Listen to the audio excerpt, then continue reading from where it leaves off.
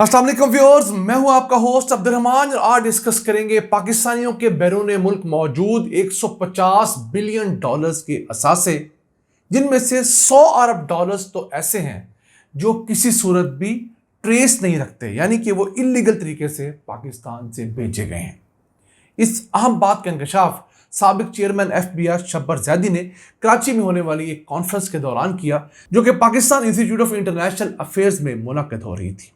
इस कॉन्फ्रेंस में बताया गया कि पाकिस्तान से 150 बिलियन डॉलर्स बाहर जा चुके हैं। याद रहे, पाकिस्तान के ऊपर कुल बैरूनी कर्जा इस वक्त 131 बिलियन डॉलर्स है। तो जितना हमारा कुल बैरूनी कर्जा है, उससे ज्यादा रकम पाकिस्तानी पिछले 78 सालों में मुल्क से बाहर भिजवा चुके हैं। अब इसमें से 30, 40 या 50 अरब डॉलर्स तक की रकम तो ऐसी है जो पाकिस्तानियों ने बाहर से कमाई और बाहर ही रखी, और यहाँ रहते थे, उन्होंने बाहर को कारोबार किया, दुबई चले गए, वहाँ कारोबार किया, वहाँ पर असासे बनाए, स्विट्जरलैंड में बनाए, यूरोप में बनाए, वो एक लीगल मनी है। लेकिन कम से कम 100 अरब डॉलर्स की रकम ऐसी रकम है जो पाकिस्तान से कमाकर साइफन ऑफ की गई। इसमें लीगल रकम भी है और इलीगल भी है। लीगल किस तरह? ऐसे लोग जिन्होंने पाकिस्तान में बिजनेसेस किए, कारोबार किए, और यहाँ पर सिक्योरिटी और दूसरी चीज़ें ना होने की वजह से अपने पैसे बाहर मूव करने पर मजबूर हुए और उन्होंने जाकर बाहर प्रॉपर्टीज ली। वो रकम तो जेन्युइन थी, हाँ, उसे भेजने का तरीका गलत हो सकता है। लेकिन दूसरी रकम ऐसी रकम है जो पाकिस्तान में करप्शन की वजह से, भत्ते की वजह से, 2 नंबरी की वजह से कमाई गई और उसे भी पाकिस्तान से बाहर मूव किया गया। सन 2000 तक चूंकि यूरोप वगैरह में बहुत सख्त कवानीन नहीं थे मनी लॉन्ड्रिंग के खिलाफ, तो ये रकम ज़्यादा US, UK और यूरोप जाया करती थी। फिर 9/11 के बाद वहाँ पर मनी लॉन्ड्रिंग के खिलाफ कवानीन सख्त हुए, तो फिर ये रकम आहिस्ता आहिस्ता मूव हुई टुवर्ड्स UAE और उसके अलावा स्पेन वगैरह। यही वजह है कि दुबई के अंदर पिछले माह जब दुबई लीक्स नाम का डॉक्यूमेंट आया, तो पाकिस्तानियों की प्रॉपर्टीज़ जो दुबई शहर में निकली वो 11 बिलियन डॉलर्स की थी, और ये वो प्रॉपर्टीज़ थी जो पाकिस्तानियों के या उनकी ज़ौजा के नाम पर थी। ऐसे बिलियंस ऑफ डॉलर्स की प्रॉपर्टीज़ थी जो पाकिस्तानियों ने किसी और नाम पर या किसी कंपनियों के नाम पर या कंपनियों में शेयर लेकर खरीद रखी थी, उनका जिक्र कहीं नहीं हुआ। तो देखिए पाकिस्तान के पास असासों का कितना बड़ा पोटेंशियल है। अभी हम ओवरसीज पाकिस्तानियों के असासों की बात नहीं कर रहे, वो बाहर कमाते हैं, बात रखते हैं। उनकी सालाना GDP 500 बिलियन डॉलर्स की है, पाकिस्तान की मुश्किल 380 बिलियन डॉलर्स की है। इस हिसाब से वो हमसे कहीं आगे। लेकिन बात उन पाकिस्तानियों की हो रही है जो पाकिस्तानी नेशनैलिटी रखते हैं, जिन्होंने यहाँ से पैसा कमाया और फिर यहाँ से पैसा मूव किया। अब पाकिस्तान से पैसा मूव करने की 2 बड़ी वजूहत बताई हैं शब्बर जैदी ने।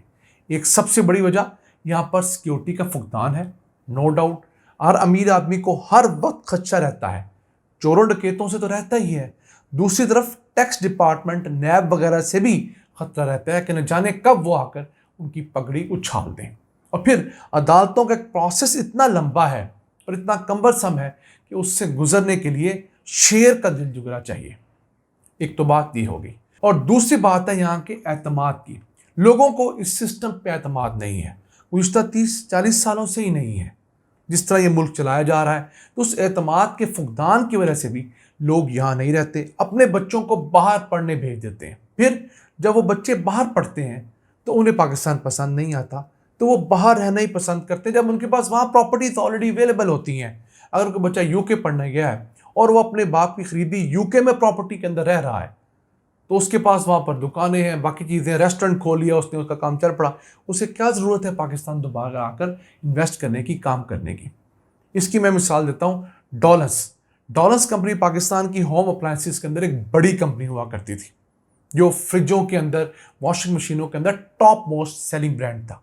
फिर क्या हुआ, यकायक वो कंपनी अपने शेयर्स बेचकर शिफ्ट होगी और तुर्की की कंपनी ने इस डॉलर्स को ले लिया है।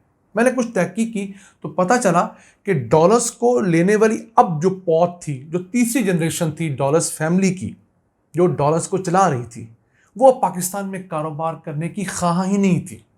उनके बाहर कारोबार सेटल थे, यूरोप वगैरह में, अमेरिका में, वो वहीं कारोबार करना चाहते थे, वहीं रहना चाहते थे। लिहाजा उन्होंने कहा पाकिस्तान जाकर हम किसी झंझट में न पड़ें, हालांकि टॉपेस्ट ब्रांड था उनका।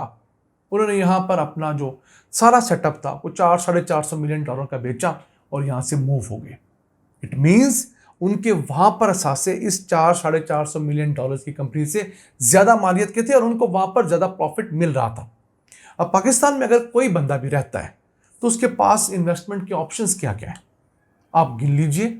या तो प्लॉट ले लेगा, और प्लॉट के ऊपर पाकिस्तान में हर साल जो मुनाफा होता है तकरीबन 10 से 15% होता है।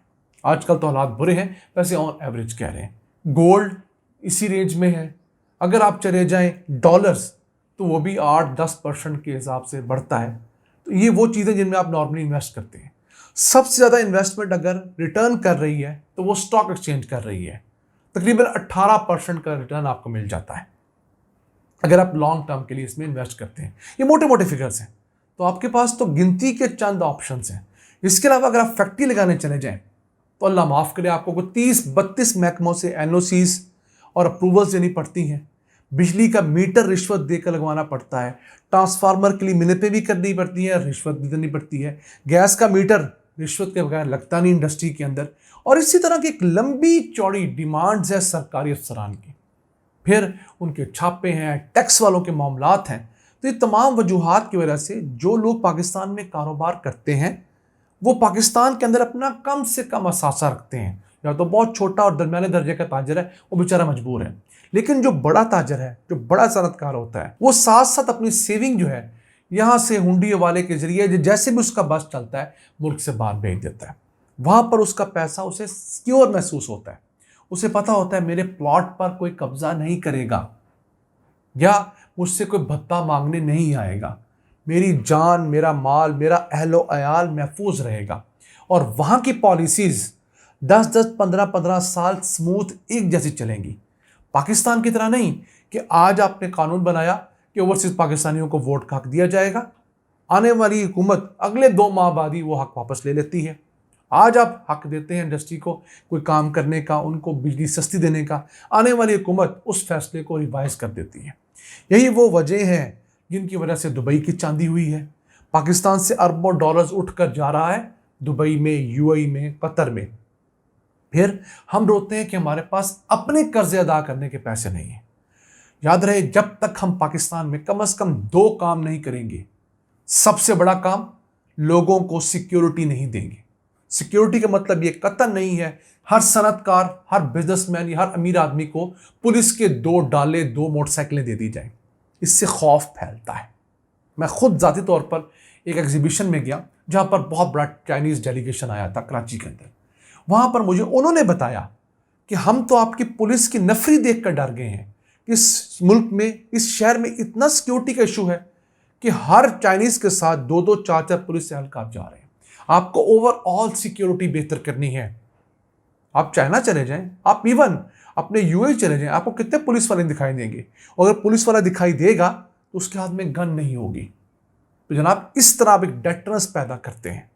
आप कवानीन ऐसे बना देते हैं कि लोगों को पता होता है कि यहाँ पर निकलना मुश्किल है, तो वो जुर्म ही नहीं करते।